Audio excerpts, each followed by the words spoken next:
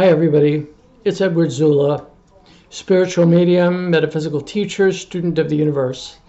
My last video was on the topic of sleep paralysis, and it got more views than quite a number of my previous videos, which was very nice, but it indicated to me that there was a very much broader interest in this particular subject than I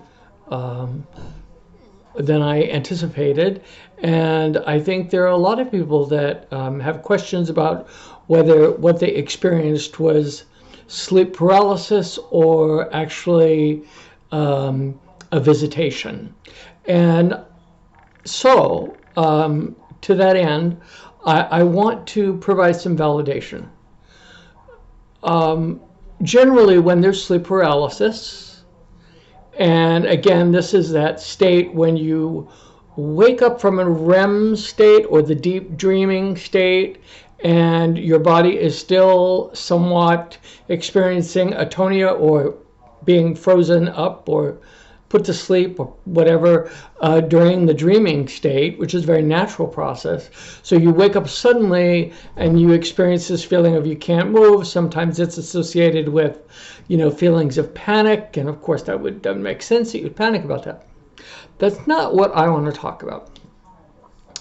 I want to talk about the phenomenon that has been lumped in with this parasomnia category of sleep disorder category, about phenomena that have really happened to people, and I need to validate it because you need to know that these things are not sleep paralysis. Okay, I made a list of just a few of the things that examples that I know of. I'm going to start with the bed actually moving and shaking and waking people up. By one or more people have been awakened by the bed shaking, and I mean, two people in the same bed being awakened by movement in the bed. And it has happened to me here in North Carolina. It has happened to Michelle, it has happened to Andrew, it has happened to Jennifer and Matt, it has happened to Holly, it has happened to Jim, it has happened to Sarah. That's just a few of the people. Now, another phenomenon is feeling the blankets being pulled and it wakes you up. You get this sense that the blankets are being pulled and you wake up and you're not necessarily paralyzed. In fact, most of the time you're able to react appropriately when you feel the blankets being pulled. Sandy, Cheryl, Mark and Lisa, and Stephen. I missed a category I'm going to include at the end. Another is being touched to the point that it wakes you up. And there is no explanation, like there is no other person in the house that would have touched you. I have Serena, Michelle, David, Andy and Phil, Joey and Maria. And so we're talking about right there, we have two couples where they have both been touched and awakened at the same time. So we know that isn't sleep paralysis because very frequently with sleep paralysis, if there are two people in the same bed, one person is experiencing the paralysis and the other person is sound asleep, has no awareness of what's going on with the second person. Okay, hearing music very faintly that cannot be explained, and it wakes you up. And that has happened to me. It's almost always at 5 a.m., 4:30, 5 o'clock in the morning. I have gotten out of bed, I've gone downstairs, I've checked my house, I've looked outside, very frustrated. I've gotten to the point now when it happens, I just ignore it and go back to sleep. But this has also happened to Julie. It's also happened to my friend Daniel, okay, where there is no logical reason that this faint music should be heard. There's no answer for it, okay? So another thing is talking or laughter that they hear and it sounds like it's in the room with them and it wakes them up. Okay, there's a whole bunch of people that experience that. Andrew experienced that. Cheryl experienced that. David experienced that. Let's see, Matt experienced that. So there's that, and then there's also being awakened by knocking, where we hear someone actually knocking on the wall over our heads, on our headboard, in the room, like something is physically making a knocking sound, okay? That has happened to me when I was much younger. It hasn't happened recently, but it happened to Irene, it happened to Wanda, it happened to Melanie, and several more people whose names, unfortunately, I cannot remember. I cannot remember everybody, but then there's also the phenomenon of having the feeling that someone has sat on the bed or gotten up on the bed and it wakes you up. Again, you're not paralyzed. You don't feel like you can't move, but you definitely get the sense that someone has sat down on the edge of your bed. It's undeniable. Okay, or at the foot of your bed, or, you know, this very often, for me, for the stories I've heard a lot of the times, and me personally, I have visual evidence of my blankets getting moved when it looks like actually a pet jumped up on the bed and moved the blankets in a way that a pet would if a pet got up on the bed.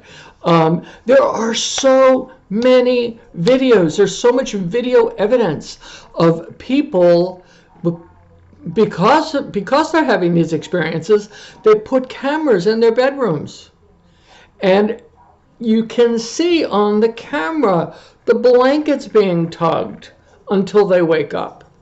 You can see, and this is not trickery. This is, you know, these things are not funny. They're not, I don't think people find them amusing. And I think the reason people put cameras in their rooms, and I know, you know, my friend Winter has had to put cameras in her rooms, and Megan has had to put cameras in her room, in her children's room, because of things that have happened with bedclothes being moved and other things happening, other kind of phenomenon that are not sleep paralysis, okay? They are not sleep paralysis. I want you to understand this. Now, if you have a fuzzy memory of something happening, you can't recall exactly the order in which something happened, like you saw something or maybe you heard something and you woke up and you were screaming and you were paralyzed and you couldn't move and there was something on your chest, but you can't give a clear narrative.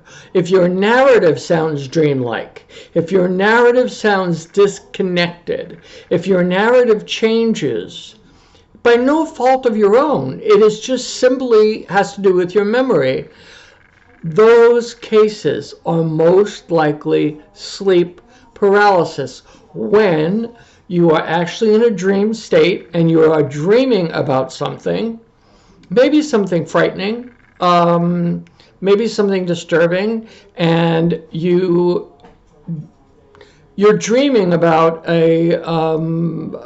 someone coming in your door, or something under the bed, or some other whatever thing, and then you are awakened out of that REM sleep, and you might be paralyzed and screaming and feel pressure on you.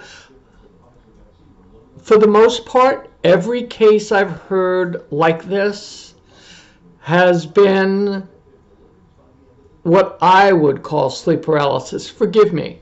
I'm sorry, I don't mean to diss anybody, but if the narrative is changing about how it happened, if you can't remember, well, I think I woke up at this point. No, I think maybe I woke up at this point. I think I woke up at that point. Look, when someone sits on the edge of your bed and wakes you up, that's pretty clear, okay? When someone tugs on your blankets and wakes you up, that's really clear. When you suddenly hear knocking or rapping and you wake up because you hear the sound, that's really clear.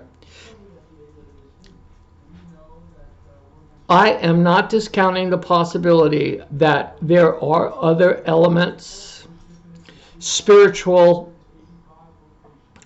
or otherwise, that can be malicious, that can be dark, but I am obligated.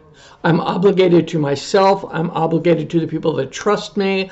I'm obligated to my clients to be judicious about this and make sure that I be logical first about what you're reporting and then move on from, let's look at the logic of this situation and then move on. All right. So forgive me. I don't mean to insult anyone. I'm not trying to diss anybody or make you feel bad, but I would love to hear your comments. I would love for you to please, if you agree with me, give me a thumbs up. If you disagree with me, give me a thumbs down. Give me some feedback. Write comments about this below. But I just needed to clarify this point. Because I think my first video was maybe not clear enough. But I've given you a list of names. I've given you a list of the kinds of things that happen. If you want to share other things that have happened to you that woke you up immediately and you are aware of, please, if you feel like you've had an experience where something was dark and, evil and holding you down, and you have a very clear narrative of what happened and the order in which it happened, I want to hear it. Okay? This isn't my usual path. And I just wanted to open up this space for possibilities. There's not many other places to dialogue about this, so feel free to do it here. Okay? In the meantime, I want you to take care of yourselves. Wear your masks. Wash your hands. Social distance. Be good to yourself. And we'll be seeing each other soon.